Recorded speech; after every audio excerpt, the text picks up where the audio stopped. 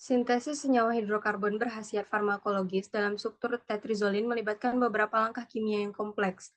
Tahap awal melibatkan penggunaan komponen awal seperti alkena, alkuna, dan alkana yang memiliki efek farmakologis. Kemudian senyawa intermediar dibuat melalui proses pengubahan komponen awal untuk memperoleh kontrol yang lebih baik dalam reaksi berikutnya. Selanjutnya, piridin digunakan sebagai tambahan dalam reaksi kimia berikutnya. Proses reaksi terakhir terjadi antara senyawa intermediar dan piridin untuk membentuk struktur tetrizolin. Setelah reaksi selesai, tetrizolin dipisahkan dari bahan-bahan sisa dan dipurifikasi untuk menghasilkan produk yang bersih dan tepat. Sintesis ini memungkinkan pembuatan tetrizolin dengan struktur yang diinginkan untuk aplikasi farmakologisnya.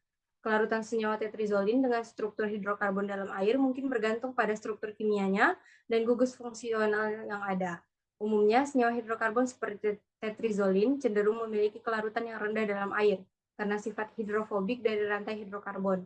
Namun, jika terdapat gugus polar atau gugus yang memungkinkan interaksi hidrogen dengan molekul air, kelarutan bisa sedikit meningkatkan. Dalam kasus tetrizolin, kelarutan dalam air kemungkinan lebih tinggi karena adanya gugus amina dan gugus hidroksil pada strukturnya, yang memungkinkan terjadinya interaksi hidrogen dengan molekul air. Meskipun demikian, tetrizolin biasanya lebih larut dalam pelarut organik polar seperti etanol atau aseton daripada dalam air. Lalu pertanyaan saya, apa peran utama dari senyawa hidrokarbon dalam sintesis tetrizolin?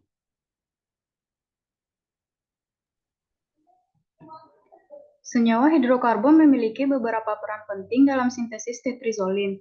Pertama, hidrokarbon berfungsi sebagai sumber energi yang diperlukan dalam proses reaksi kimia untuk membentuk tetrizolin. Energi dari hidrokarbon akan diteruskan kepada molekul lain yang akan berubah menjadi tetrizolin.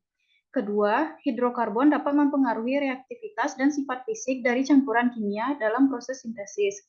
Hidrokarbon juga dapat digunakan sebagai bahan bakunya atau komponen lain yang dibutuhkan dalam proses pembuatan tetrizolin. Peran utama hidrokarbon dalam sintesis tetrizolin adalah untuk memastikan bahwa proses sintesis berjalan dengan baik dan membentuk struktur kimia yang akhir dari tetrizolin secara efektif.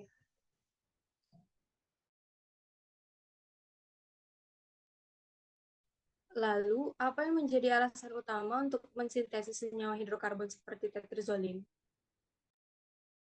Alasan utama untuk mengisolasi atau menginteksa senyawa hidrokarbon seperti tetrizolin adalah untuk mendapatkan bahan kimia yang memiliki sifat-sifat tertentu atau fungsi tertentu dalam berbagai aplikasi industri atau medis.